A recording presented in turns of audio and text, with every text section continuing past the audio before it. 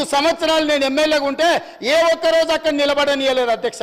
లోపలికి వచ్చినప్పుడే మార్షల్స్ని పెట్టి గొర్రెలు నీడ్చినట్టు ఈడ్చి బజార్లో పడేసిండు అధ్యక్ష. మా సోదరుడు కోమటిరెడ్డి వెంకటరెడ్డి గారిని, మా మిత్రుడు సంపత్ కుమార్ గారిని శాసనసభ సభ్యత్వాలు రద్దు చేసి అన్యాయంగా చేయని శిక్షకు వాళ్ళను ఉరేసిండ్రు అధ్యక్ష. మేము అట్లా ప్రవర్తించినామా అధ్యక్ష?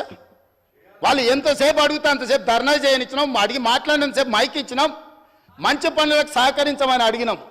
కాబట్టి ఇప్పటికైనా అధ్యక్ష పెద్ద మనసు చేసుకొని అక్కలు ఇక్కడ ఉన్నారు, ఇవాళ నిరుద్యోగ యువకులు మీ తమ్ముళ్ళు మీ పిల్లలు. కాబట్టి ఇప్పటికైనా ఇట్లా నిలబడి నిరసన తెలుపుడు కాదు, ఇట్లా నిలబడి నిరసన తెలపడం వల్ల అక్క మీకు మంచి పేరు రాదు.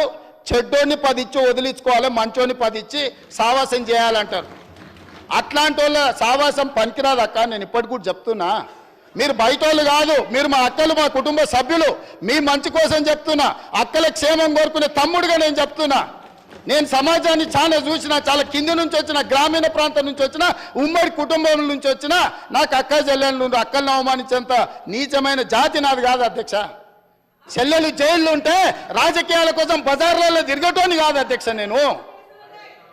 అందుకే అక్కలతో పాటు వాళ్ళకు కూడా నేను విజ్ఞప్తి చేస్తున్నా, రైతు రుణమాఫీని అభినందించండి, మాదిగల వర్గీకరణకు సహకరించండి, ఆర్డినెన్స్ తీసుకొస్తాం అవసరమైతే, లేకపోతే ప్రత్యేక శాసనసభ సమావేశాలు పెట్టి సుప్రీంకోర్టు ఇచ్చిన జడ్జిమెంటును ఇప్పుడు ఇచ్చిన నోటిఫికేషన్లలో కూడా మా మాదిగ బిడ్డలకు వర్గీకరణ ప్రకారం వాళ్ళకు రిజర్వేషన్లు అమలు చేయడానికి అవసరమైతే తమరి అనుమతి తీసుకొని మా మంత్రుల సహకారం తీసుకొని ప్రత్యేక సమావేశాలు పెట్టి మాదిగ సోదరులను ఆదుకుంటాం అధ్యక్ష.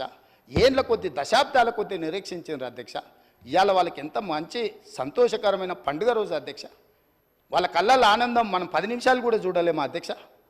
ఎన్ని తరాలు వాళ్ళు నిరీక్షించారు ఈ రోజు కోసము. ఇవాళ ఇన్ని తరాలు నిరీక్షించి వచ్చిన ఒక మంచి అవకాశం వాళ్ళు పండుగ చేసుకునే సందర్భంలో మనం వాళ్ళకి సహకరించాలి కదా అధ్యక్ష. దేవతలు యజ్ఞాలు చేస్తుంటే రాక్షసులు భంగం కలగనికి వచ్చిర్రట. ఇవాళ సుప్రీంకోర్టు మేము మంచి అడ్వకేట్లను పెట్టి వాదించిపిచ్చి మేము ఇవాళ జడ్జిమెంట్ తీసుకొచ్చాం. దామోదర రాజనరసింహ గారు ఇక్కడనే ఉన్నారు. వారిని పిలిచి, అడ్వకేట్ జనరల్ని పిలిచి 4 గంటలు నేను సమీక్షించి ఇది నిర్లక్ష్యం చేయడానికి వీల్లేదు,